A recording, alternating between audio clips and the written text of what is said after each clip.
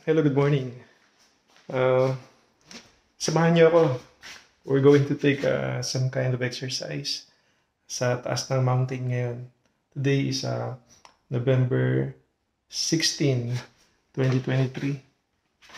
So, join me sa exercise natin dito sa Big Spring, Texas. Okay, see you later.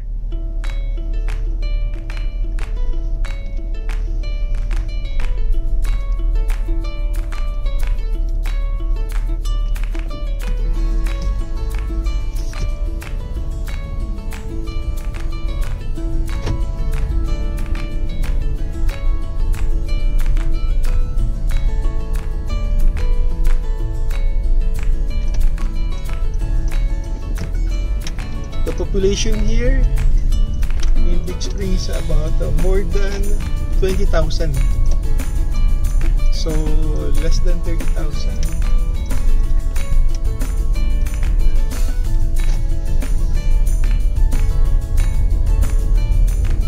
So as you can see, there's not much buildings na mga tall buildings here.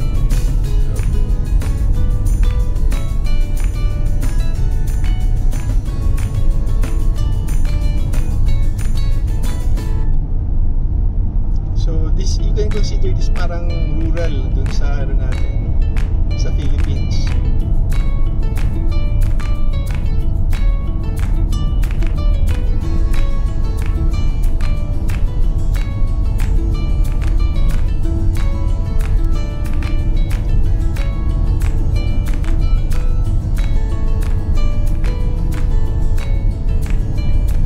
So this is a very quiet city with not much establishments.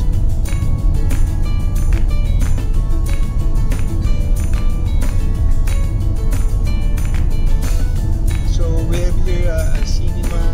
Yan sa right side natin nakikita mo Cinemark with 4 cinemas. So parang ito lang yung mall.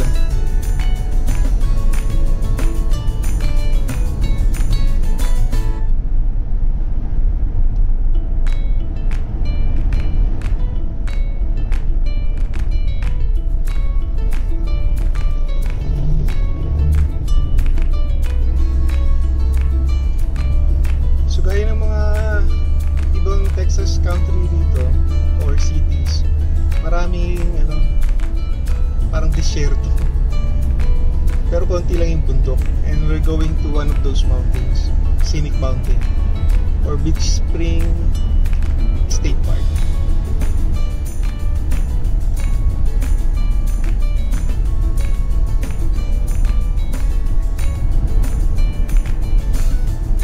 So sa left side natin makikita nyo merong bagong tayong Chick-fil-A. Isa yan sa mga parang famous na chicken or restaurant. Sila.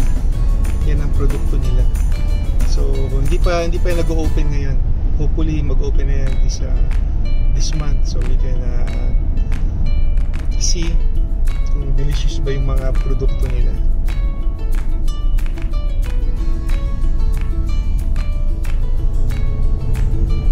So sa left side natin makikita nyo later on yung Walmart.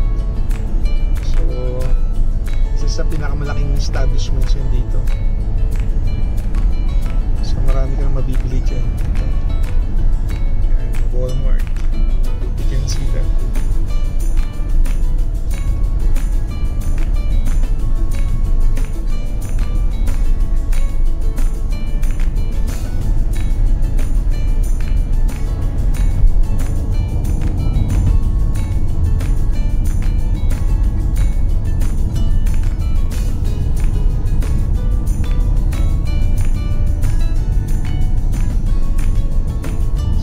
Past few days, bali maulan rito, makulimlim. So today medyo okay siya, medyo sunny, a bit cloudy, pero okay pa rin. Good day to go out, exercise.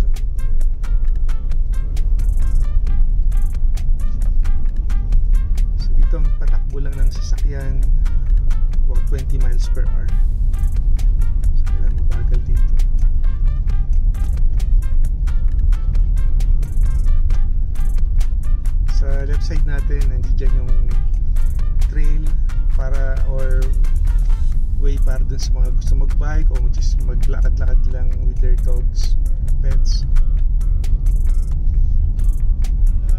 Mag-exercise dahil kasi isa sa mga natin rito sa Texas, you really have to go out to, or kung gusto mo pwede rin mag-gym, pero I prefer bali natin sa kasi yung mga greeneries, yung mga siyempre that's cool to the eyes, nature.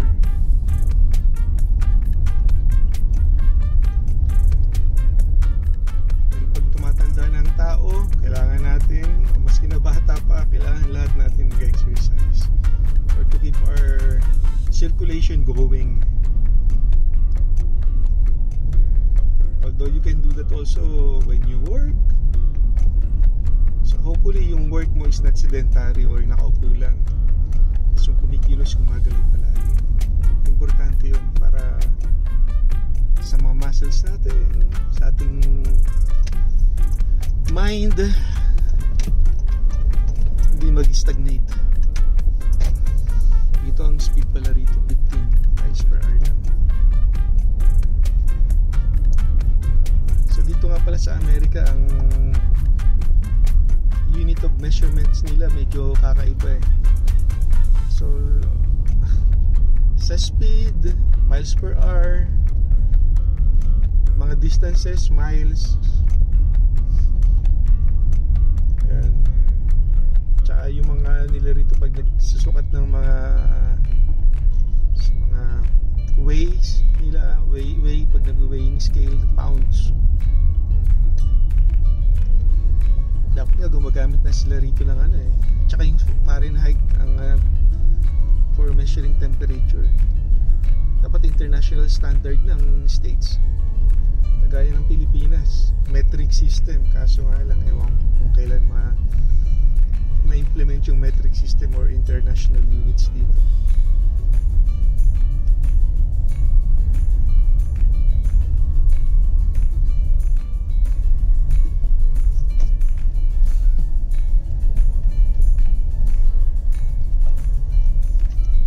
Alright, mag-park muna tayo dito.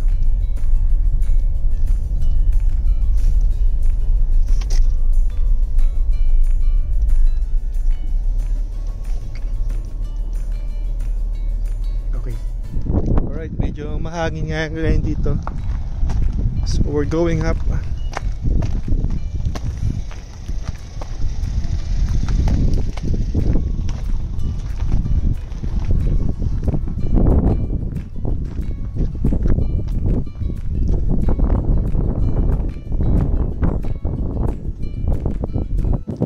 Alright.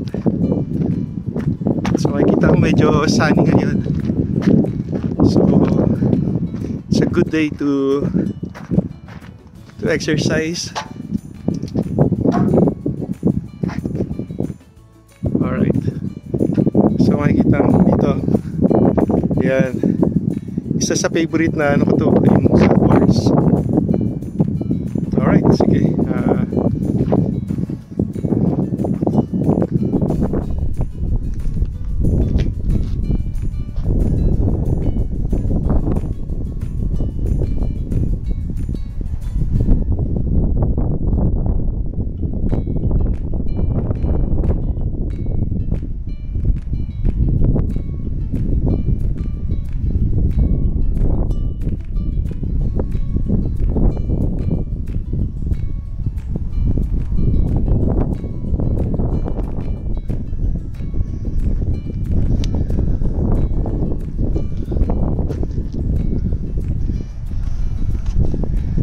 Alright, samahan nyo ako as we go on a jogging bali rito sa trail na to.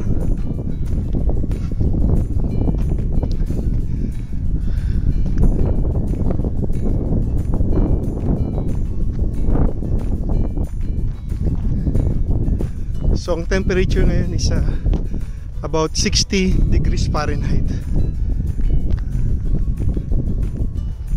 So medyo malamig-lamig, pero kaya pa rin.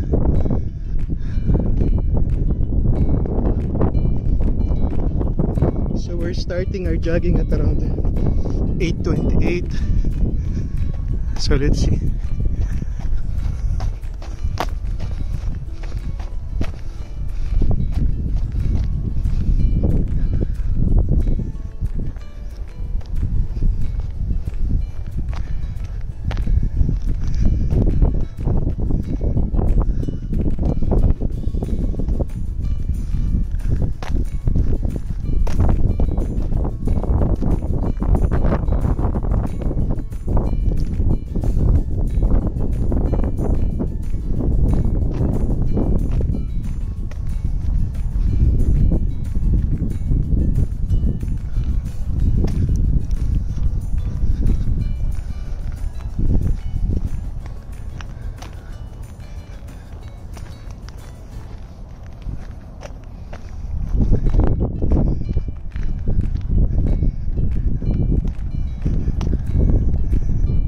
Scenic Mountain. Diyan ako dati nag-work, pero right now si Mrs. dyan pa rin as a nurse.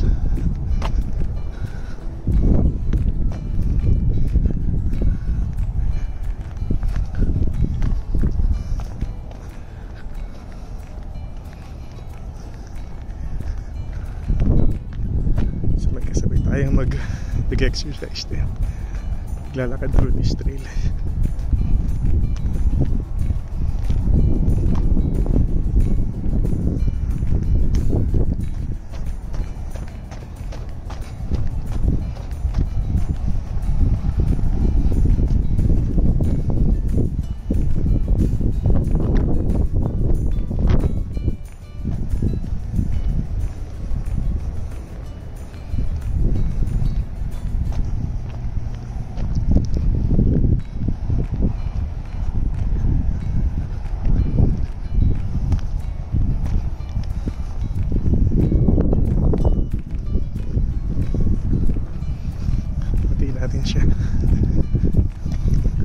Hello, good morning. Good morning, good morning.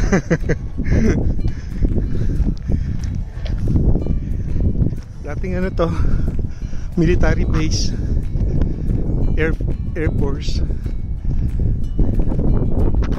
Kaso nga lang ng mga 1970s nawala yung Air Force nila rito, siguro dahil sa budget. So naging ano na siya, hangar na lang, private airport na lang siya.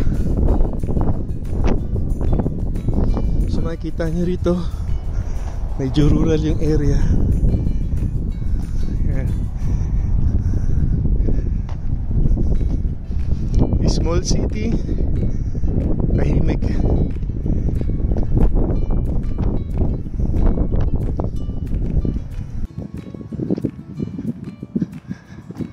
So about 7 years na rin kami rito sa Texas. Dinala kami rito ni Mrs. Dahil si Mrs. nga nurse. So ayun, buong pamilya nakasama rito.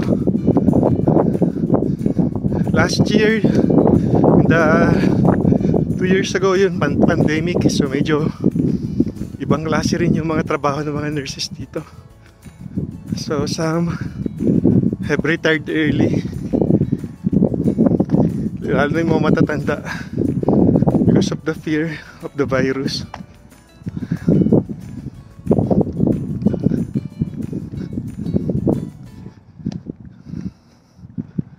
Kaya dati naging travel nurse ako.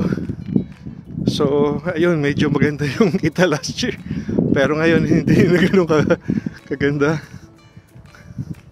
as a travel nurse.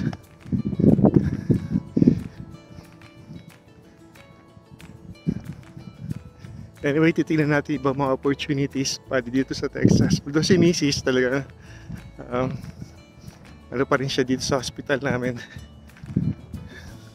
Isa lang yung private hospital dito, yung pinakita ko sa inyo, yung Scenic Mountain Medical Center. The other is a state hospital, pero that's for mentally challenged patients. Tsaka meron dito yung parang para sa VA, parang long-term care, meron din dito. Yung other hospitals dito sa Midland, sa Lubbock, tsaka sa Odessa, dito sa West Texas. Bali, yun yung mga higher acuity care patients. So ngayon bale, pinapakita ko lang sa inyo yung importance bale kasi ng exercise. Importante. At the same time, para makita nyo bale itong lugar namin dito sa Big Spring, Texas. Hindi porke Texas kasi sasabihin natin parang lang, di ba? Parang disyerto tsaka flatlands. Meron ding paunti-unting mountain katulad dito.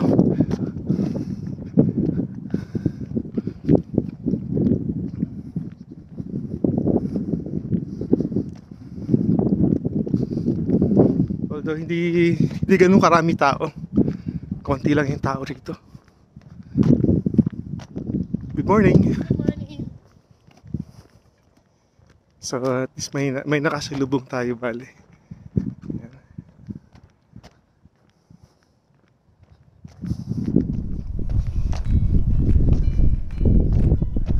So itong lalakarin natin about mga 2 miles or roughly less than 3 kilometers.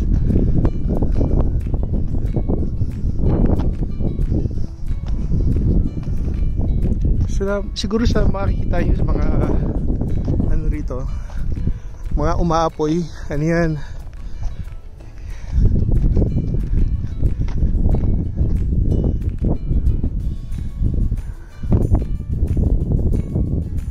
mga langis, nagsusunog ng langis or parang nagre-refine ng mga oil kasi masyadong malayo para siguro makita ninyo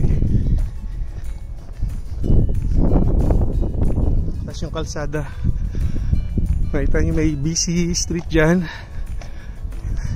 Yung street na yan from Florida papunta ng California, dire-diretso.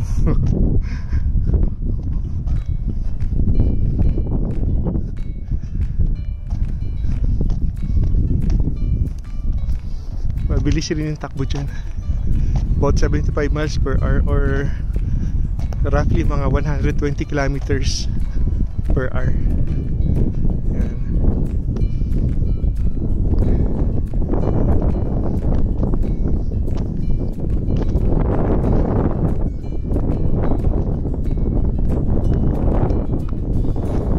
Isa sa base na sabi ko sa inyo, yung base dati, military base to.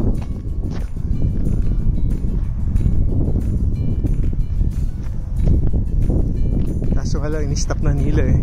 Dati marami nakatira dito sa Big Spring dahil sa base, sa military base. Kaso nga lang, nung nag-end na dahil sa budget rin, ayan, yan na lang natira. Parang naging museum na lang siya. May mga hangar dyan para to commemorate sa mga Vietnam War, ganyan, mga veterans. Nakita nyo ba mayroong aeroplano? Tsaka parang helicopter, ayan. Yan. Helicopter. Tsaka mayroong airplane. Okay. Let's go back to our trail and finish our exercise for today.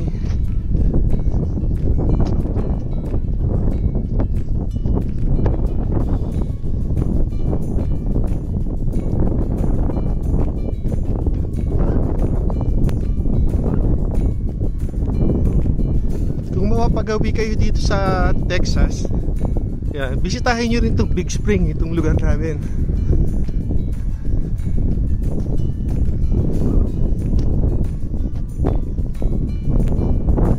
along I-20 to, sa madaraanan pag magagaling ka ng Dallas Fort Worth. Ayan.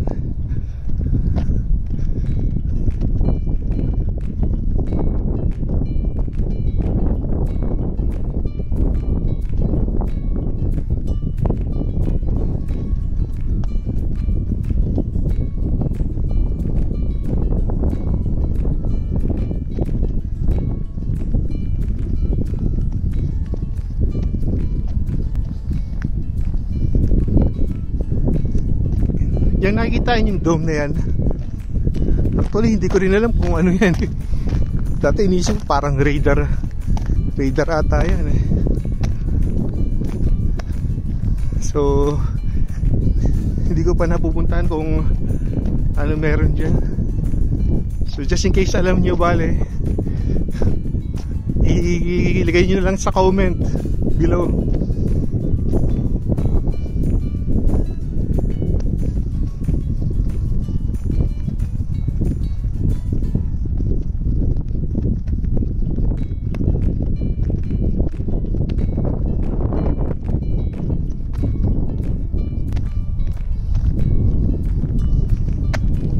Dito nga pala sa Texas, well, or sa whole of America, talagang ano sila sa renewable energy. Kaya makikita nyo rito yung parang sa pagudpod, yung napakaraming wind turbine. Yan, pakita natin sa inyo. Yan, napakarami yan,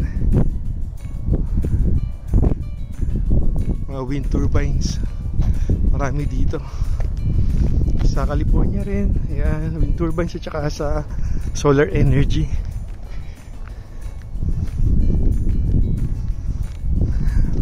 Well, okay lang yung dito dahil kasi malawak ang lupain dito. Sa Pilipinas medyo parang kailangan siguro offshore, bale, yung mga wind turbines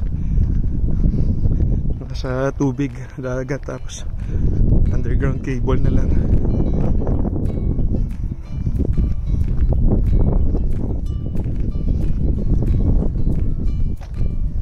Dito nga pala sa Big Spring, conservative rito, mga Republicans, yung mga ano nila rito, elected officials.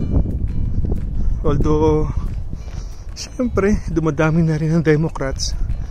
Yun lang naman yung halos dalawang parties na naglalaban dito sa Amerika, Republicans and Democrats.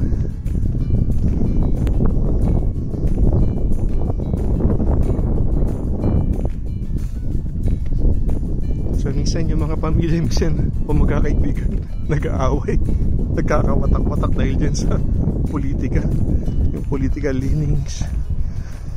Pero syempre dapat maging prudent ka with regards to discussing these matters, para to keep peace within your family or syempre sa inyong social life.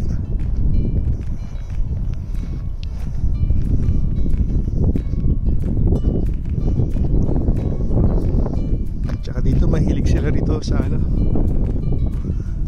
mga baril.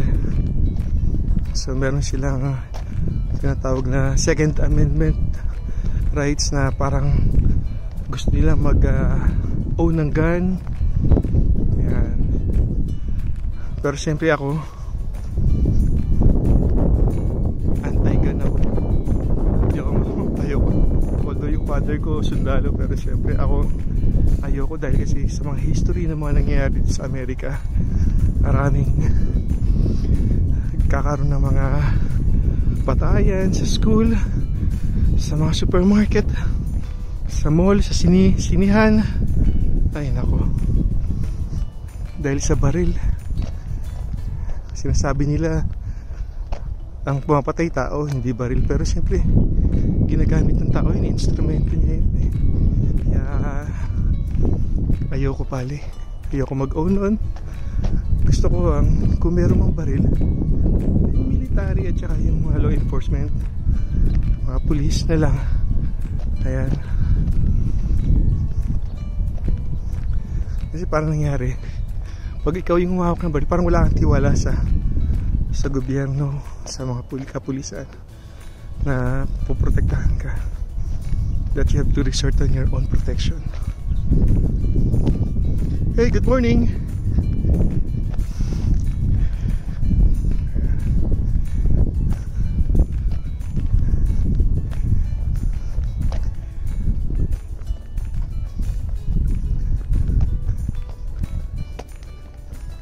So 2024 dito.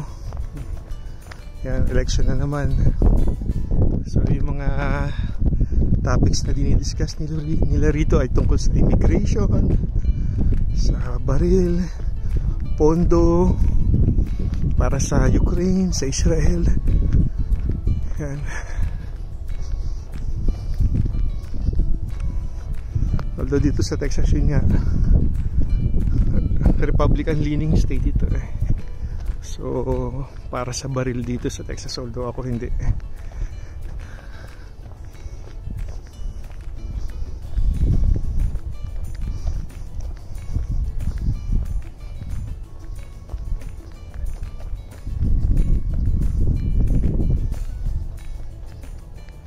Or nag-proliferate kagaya ng fentanyl, yan, cocaine, yan. Although yung marijuana, parang there's a tendency na maging legal na siya dito sa Amerika, especially for those medicinal purposes. For recreational purposes, yung ibang states parang ina-allow na nila eh. Kung hindi ako nagkakamali, Colorado. Well, correct me if I'm wrong na lang dun sa comments kung ano pang mga states yung legal na siya dito.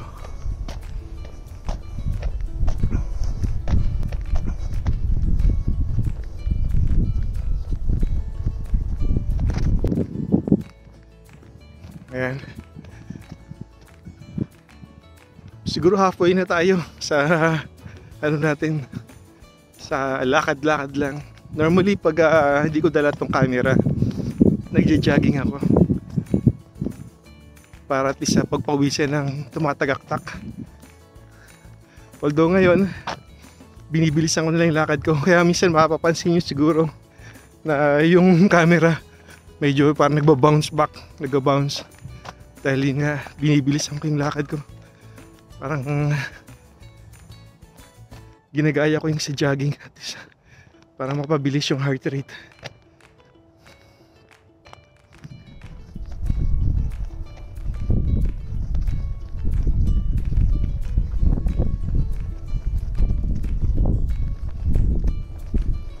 Bihira ka lang makita rito ng mga wild animals.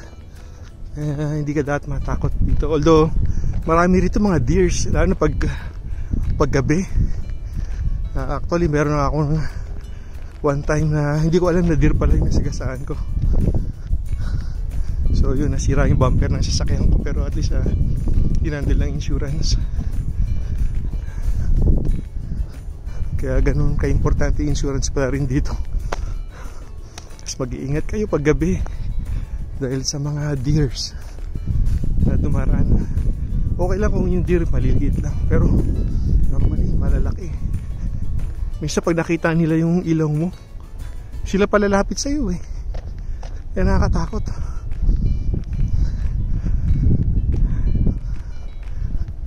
Kaya dapat alerto ka rito pag nagdadrive ko lang na sa gabi. Kaya madalas pag magdrive ako rito, mas possible mayroon pang araw.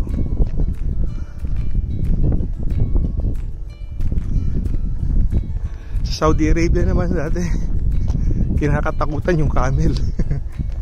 Naalala ko pag nandurong kami. Kaya pag gabi, yan, alert ka dapat sa mga camel. Dito naman deers. Yan. Walang camel dito na gumagala-gala. Ewan ko lang, siguro sa ibang state kung meron. Pakicomment lang sa baba.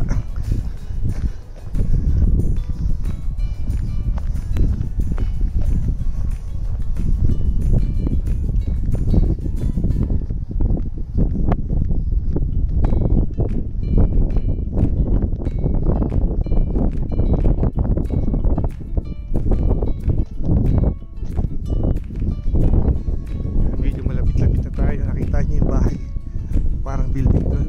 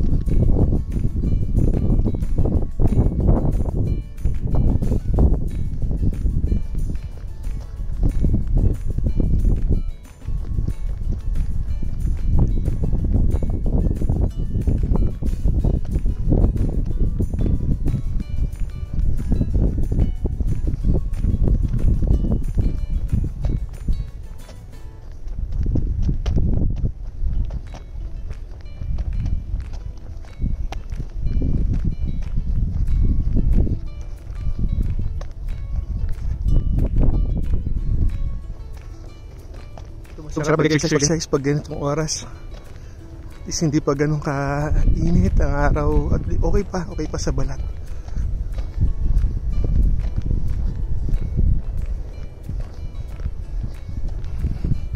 So ini-encourage ko kayo mga katoto na at least mag-exercise din.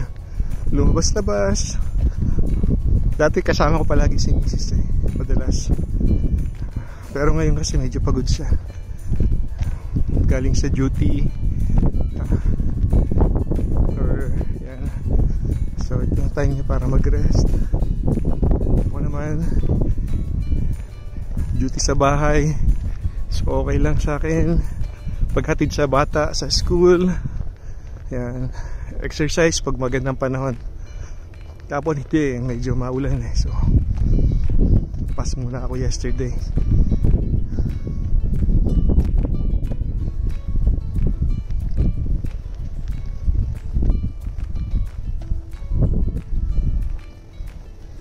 So yung exercise ko rin, in-include ko bali para sa shoulder. Dahil parang frozen siya. Hindi ko alam kung impingement ba siya. Kaya naghahang ako bali. Hinahang ko bali yung aking shoulder. So up before na exercise tsaka after bali. Yan yung ginagawa ko. Naghahang dun sa parang monkey bars.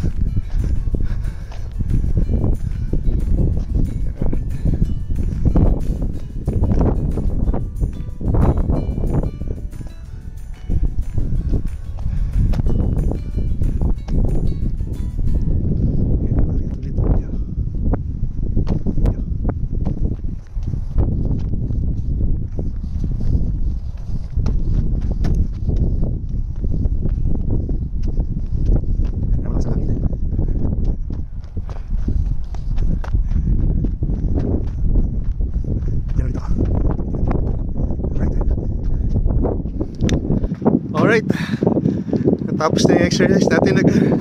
Naghang lang ako dun sa bars para may stretch ko yung left shoulder ko.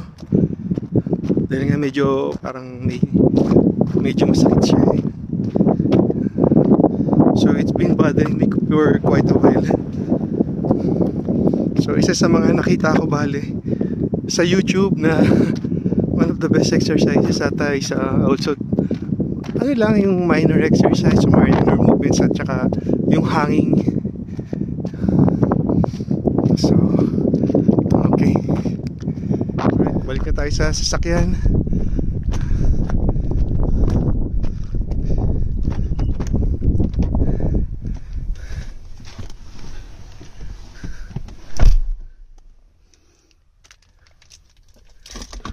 So at least maski na pa paano, pinagpawisan na rin tayo sa exercise. Next gagawin natin bale, pupunta naman tayo sa Walmart para bumili ng paborito ni Mrs. Kasi baka makakita rin ako ng lulutuin mamaya para sa tanghali o para sa gabi. Magugulay. Okay, kita ulit tayo mamaya, ha?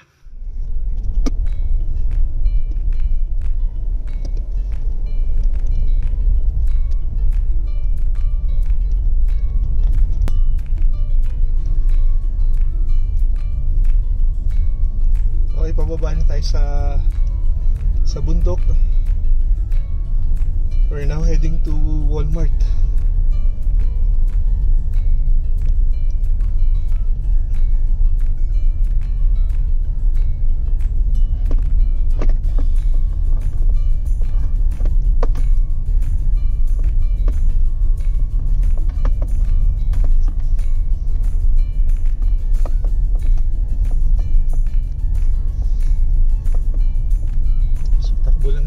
About 15 miles per hour.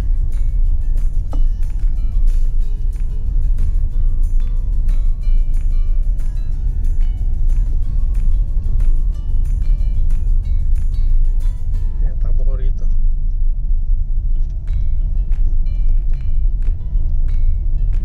Ayan, 15 miles per hour.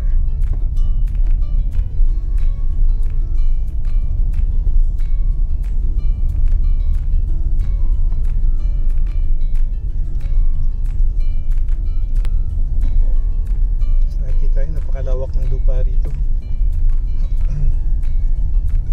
na pwede magkasya buong Pilipinas.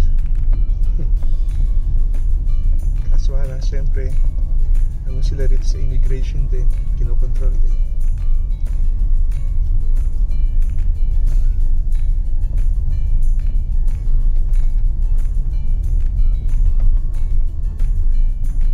Yan, ito yung ginagawa nila rito. Hindi ko lang alam kung anong gagawin nilang construction dito.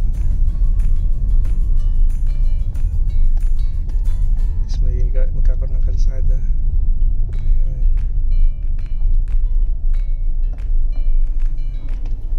Bago yan, bagong kalsada, bagong gawa.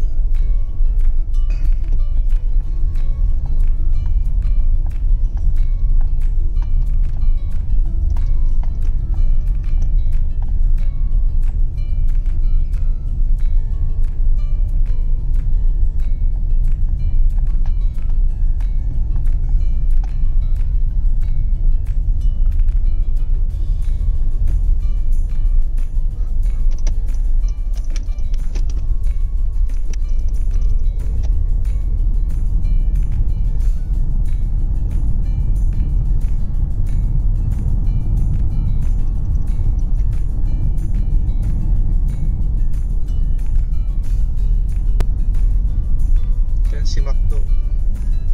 Ayan. Kita yung haba ng pila. Maraming tao.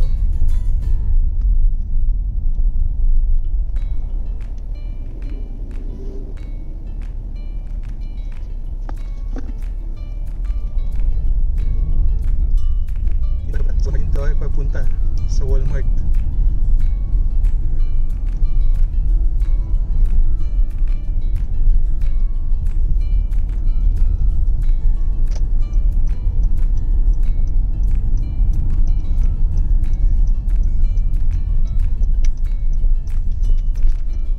Tayo may mga RVs dito nagpo-park sa Walmart.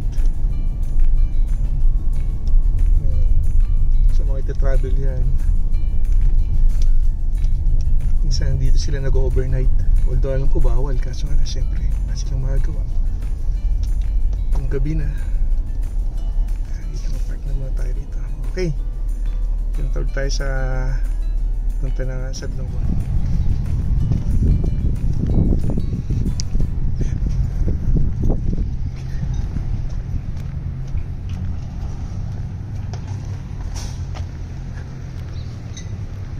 Yung grocery valley.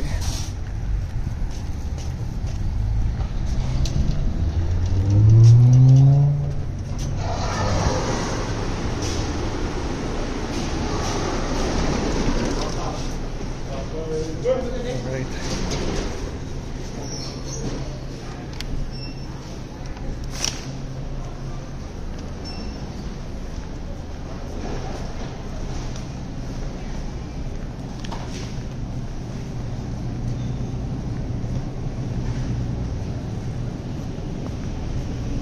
Halos yung setup ng Walmart all throughout America, halos pare-pareho lang eh.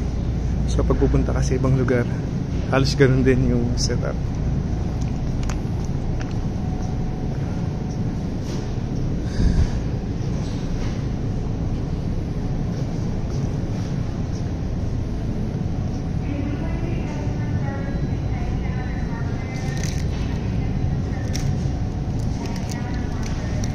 Okay. Normally ganito ang kinukuha ni Mrs. eh. Ganito ang gusto niya. Hindi masyadong hinog. So it can stay longer. Saan tayo ng gulay?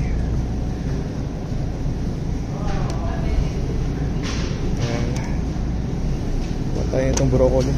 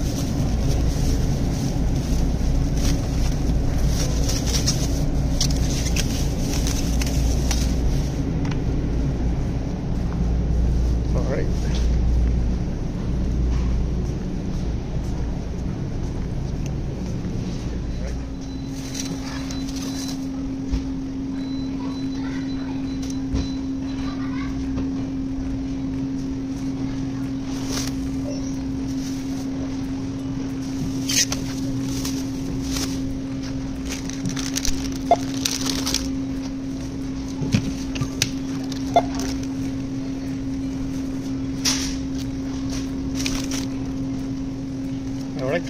natin babayaran. Okay. So, have a great day. You too. Have a great day. Alright. So, ito ating mga pinapamili. Alright. Going back home. Going back home.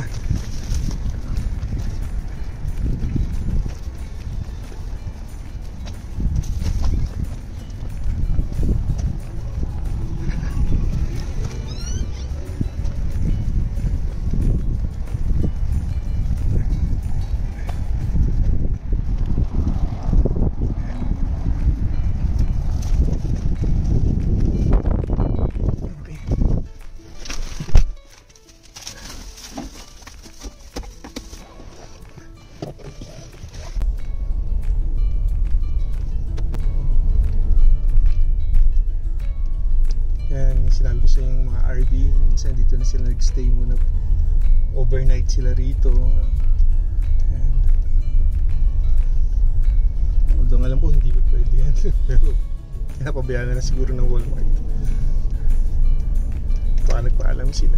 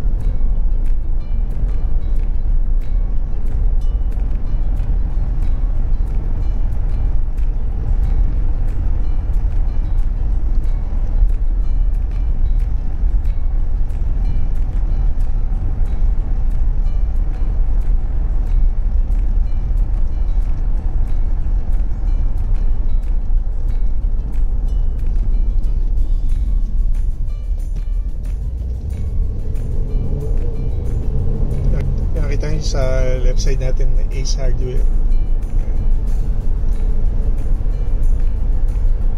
Although marami rito mga suppliers ng mga electronic or mga hardware stores. Dito naman sa kabila merong rin dito yung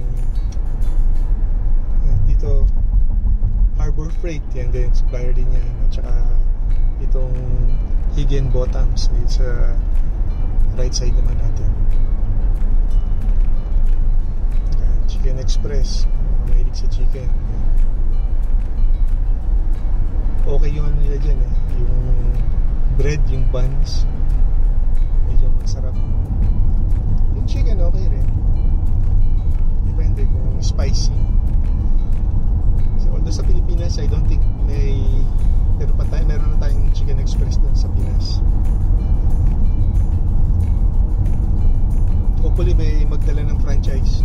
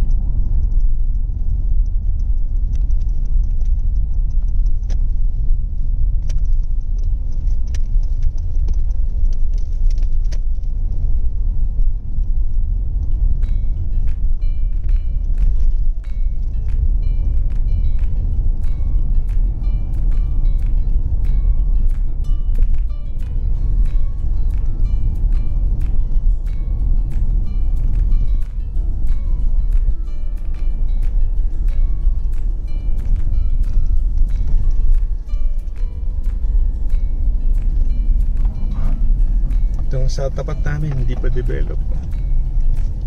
Hopefully magkakaroon na yan development. Yung sa pinakadulo naman sa taas, yan yung eskwela.